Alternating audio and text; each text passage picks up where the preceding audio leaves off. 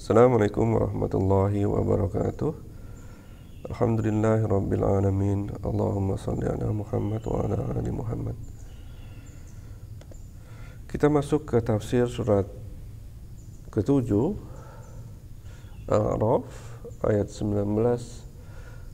Kita berada di topik kedua, cerita tentang iblis dan Adam. Yang poin yang mesti kita ambil dari subtopik ini adalah yang pertama, kesombongan itu membawa bencana. Iblis sombong, merasa lebih tinggi daripada Adam, yang membuatnya tidak mau mematuhi perintah Allah.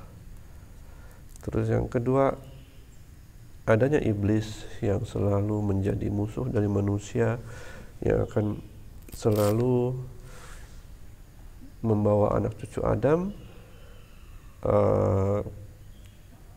keluar dari jalan yang lurus. Dan yang ketiga, sikap para pendosa. Ada pendosa yang begitu melakukan dosa menyalahkan pihak lain. Dan yang kedua, mereka mengakui kesalahannya dan minta ampun. Jadi tentu yang kedua itulah yang Allah ajarkan di kisah ini. A'udzu billahi minasyaitonir rajim.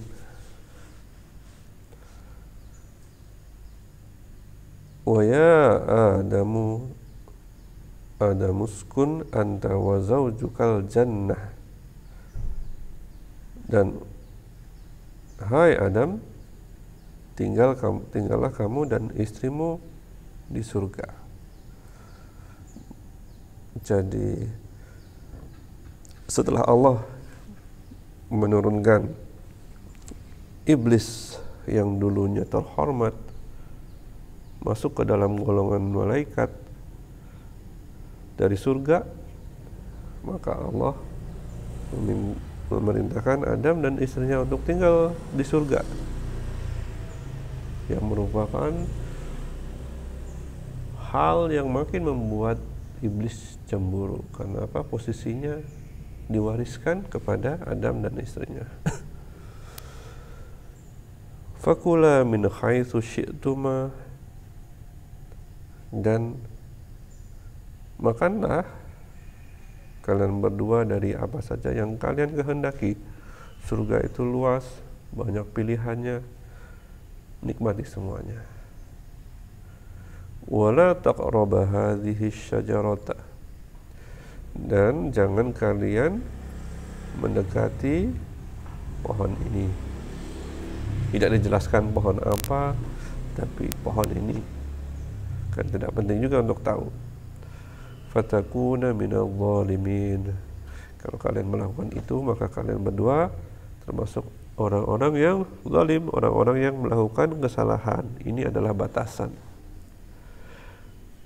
Sama seperti kita ditaruh di bumi, kita bebas melakukan apa saja, akan tetapi Allah memberikan larangan kepada benda-benda yang sedikit.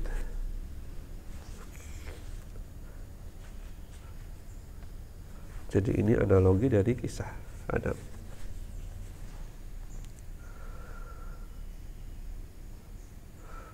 Waswasa lahuma syaitanu, maka membisikkan waswas, membisikkan pikiran jahat kepada keduanya sang syaitan, iblis. Jadi waswas yang di sini adalah persis seperti waswas yang kita miliki. Kadang-kadang kita pengen melakukan sesuatu yang nggak tahu dari mana datangnya pikiran itu. Nah, itulah dia. Iblis sudah tidak ada di surga, jadi kita tidak tahu bagaimana caranya, tapi ini yang dia lakukan.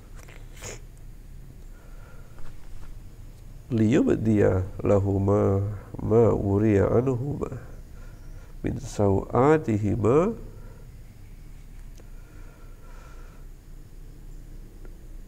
untuk menampakkan Jadi tujuan memberikan pikiran-pikiran jahat waswis tadi adalah untuk menampakkan yang tertutup aurat dari keduanya.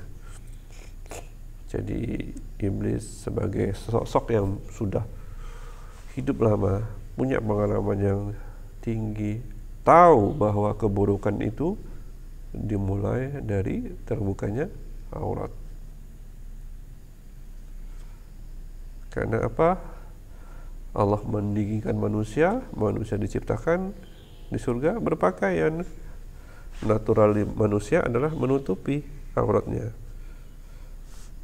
Sama seperti saat ini yang jerat dari setan. Jadi setan berusaha membuat manusia itu makin terbuka. Dari situlah akan muncul banyak keburukan.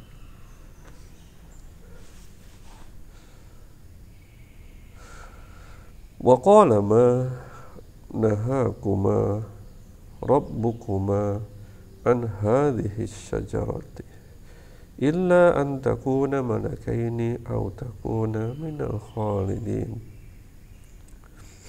Dan iblis berkata, tidaklah aku melarang, tidaklah Tuhanmu melarang, tidaklah Rabbmu melarang kalian berdua dari hadhihi syajarati, dari pohon ini, illa, kecuali. Jadi iblis berusaha untuk menanamkan logika yang palsu.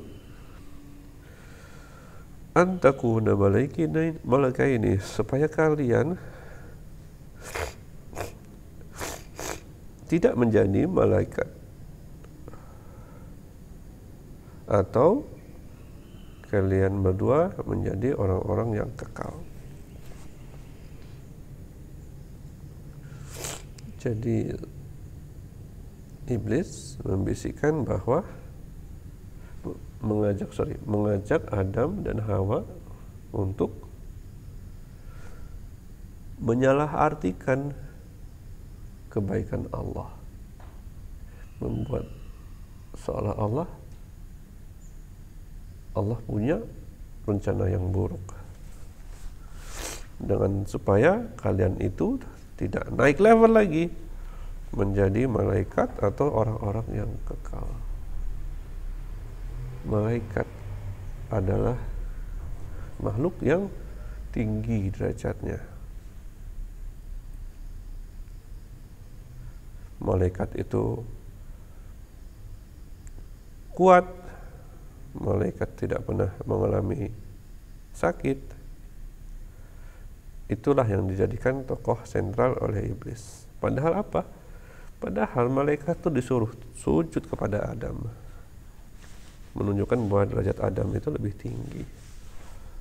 Tetapi itulah waswis tadi. Kalau dipikir-pikir lagi, logika itu salah, tapi seolah-olah benar aja. Itu yang pertama. Yang kedua, jadi orang-orang yang kekal. Iblis tahu bahwa semua makhluk akan merasakan kematian, termasuk dia, termasuk malaikat, termasuk Adam. Kematian itu begitu mengerikan buat setiap makhluk, termasuk kita juga. Maka iblis memilih dari semua alasan dua topik, malaikat dan kekal.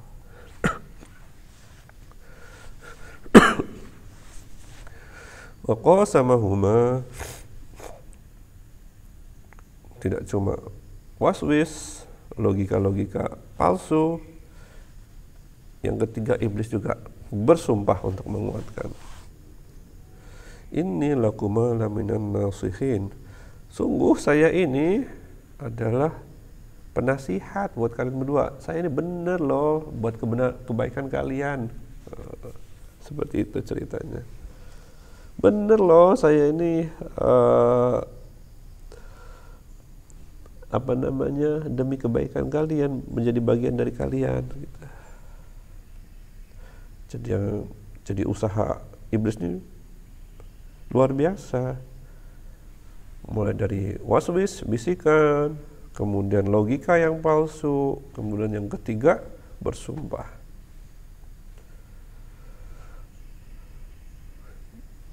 Ya betul, karena Adam itu Nabi Allah, tidak bisa ditundukkan dengan cara yang mudah. Fadallahuma bighurur, maka dia, iblis, membujuk keduanya dengan tipu daya. Di antara ketiga itu semuanya ngaco, semuanya nggak betul, semuanya tipuan, tidak ada dasarnya, dan menetapkan sifat yang buruk kepada Allah.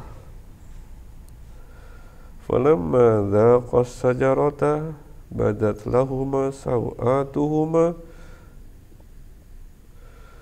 maka setelah keduanya merasakan pohon itu, tampaklah bagi keduanya aurat mereka. Jadi begitu merasakan pohon itu, langsung hilanglah pakaian mereka, nampaklah aurat mereka. Wa tafiqa yakhsifani alaihima, secara naluriah mereka itu mempunyai insting untuk menutupi aurat, suatu insting yang mencoba dihilangkan oleh setan di generasi kita sekarang. Jadi mereka cari apa yang bisa ditutupkan kepada auratnya. Miwarokil jannah, dari daun-daun di surga. Jadi itu kisahnya. Begitu terjadi dosa, begitu juga impactnya saat itu juga. Berbeda dengan kita sekarang, ketika kita melakukan dosa, Allah masih menyayangi kita, menyimpan dosa itu, siapa tahu kita perbaiki, siapa tahu kita bertaubat. Jadi bersyukurlah kita semua untuk kasih sayang Allah yang sudah diberikan kepada kita. Wa nadahuma rabbuhuma, dan Allah memanggil keduanya. Alam anhakuma antilkuma asyajarati. Allah menyindir mereka, bukankah sudah aku cegah kalian berdua dari pohon itu? Jadi Allah nggak minta banyak dari larangan di surga, tapi salah satunya adalah jangan dekati pohon itu. Wa aqul lakuma inna syaitana lakuma aduwwum mubin. Dan yang kedua, Allah sudah katakan, aku telah katakan kepada kalian berdua, sungguh setan itu bagi kalian berdua itu musuh. Suatu game yang aneh. Musuh pengen mencelakakan musuhnya kan. Tapi gimana cara mencelakakannya adalah dia nggak bisa melukai. Caranya melukai adalah membawanya keluar dari jalan yang lurus untuk kemudian menemani mereka di neraka. Ini nih iblis sudah diceritakan bahwa dia itu musuh. Jangan sekali-kali mengikuti tipu dayanya. Qala rabbana zalamna anfusana. Nah, berbeda dengan ayat sebelumnya ketika iblis melakukan kesalahan, dia menyalahkan takdir Allah. Nah, Adam sebagai makhluk yang lebih tinggi derajatnya, lebih baik, minta maaf kepada Allah. Jadi Adam berkata, Adam dan istri berkata, Rabbana, ya Rabb kami telah menganiaya diri kami sendiri. Kesalahan ini berakibat sesuatu. Jadi kami yang sudah membuat diri kami ini menderita. Wa illam taghfir lana, dan jika engkau tidak ampuni kami, wa tarhamna, dan engkau tidak sayangi kami, lanakunanna minal khasirin, sungguh kami akan jadi orang-orang yang merugi, tidak beruntung. Qala ihbitu ba'dukum li ba'din adu. Allah berfirman, turunlah kalian dari surga ini ke bumi sebagai hukuman atas kesalahan. Sebagian kalian menjadi musuh sebagian yang lain. Maksudnya makhluk-makhluk yang diturunkan, iblis dan manusia, akan menjadi musuh satu sama lain. Walakum fil ardi mustaqarru wa mata'un ila hin. Dan bagi kalian di bumi ada tempat menetap, Allah sudah siapkan, dan ada kesenangan juga di sana sampai waktu yang ditentukan. Semua tidak ada yang abadi, semuanya memiliki umur dan ajal. Tetapi sudah bukan level surga lagi. Kalian harus mengalami kesulitan, kalian harus berusaha untuk mendapatkan sesuatu. Qala fiha tahyawna wa fiha tamutuna wa minha tukhrajun. Allah berfirman, di dalamnya kalian hidup. Jadi manusia setelah Adam dan Hawa akan lahir di bumi, dan di bumi kalian akan mati, dikubur, dan dari bumi itu juga nanti kalian akan mati. Di hari kebangkitan kalian itu akan dikeluarkan. Nah, itulah kisah iblis yang berhasil mengelabui manusia, yang mengakibatkan mereka keluar dari surga Allah. Allah sudah memperingatkan bahwa iblis, setan, adalah musuh abadi manusia. Jangan pernah ikuti bisikan-bisikan buruk yang melewati hati kita yang disebut waswis tadi. Terus yang kedua, Allah memberikan banyak buat kita di bumi ini, yang Allah larang cuma sedikit.